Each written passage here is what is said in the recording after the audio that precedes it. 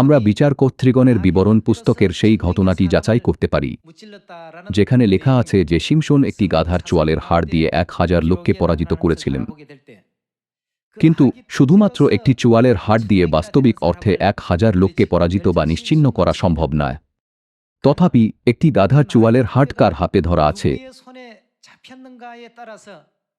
তার উপর নির্ভর করে এটি 1000 লোককে পরাজিত করতে সক্ষম এক প্রচণ্ড শক্তিশালী অস্ত্রে পরিণত হতে পারে অথবা সম্পূর্ণ অকার্যকর থেকে যেতে পারে। বর্তমান যুগে যখন আমরা নিজেদের শক্তি ও সামর্থ্যের উপর নির্ভর না করে বরং ঈশ্বরের পবিত্র আত্মার দ্বারা ক্ষমতাপ্রাপ্ত হয়ে সুসমাচারের কাজ করি, তখন আমরা উপলব্ধি করি যে আমরা গাধার চোয়ালের হাড়ের মতো তুচ্ছ বা সবচেয়ে নম্র ও নগণ্য হলেও কার হাতের দ্বারা চালিত হচ্ছি তার উপর নির্ভর করে সেই প্রচণ্ড শক্তিশালী উপকরণ হয়ে উঠতে পারি। বাইবেল বিচার কর্তৃগণের বিবরণ পুস্তকে শিমশোনের মাধ্যমে এই বিষয়টি তুলে ধরেছে।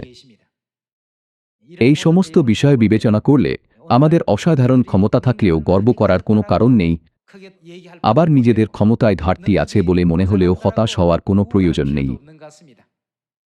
প্রকৃতপক্ষে সবচেয়ে গুরুত্বপূর্ণ বিষয়টি হল ঈশ্বরের ব্যবহারের জন্য একটি উপযুক্ত উপকরণ ও পাত্র হয়ে ওঠার জন্য সর্বদা প্রস্তুত থাকা।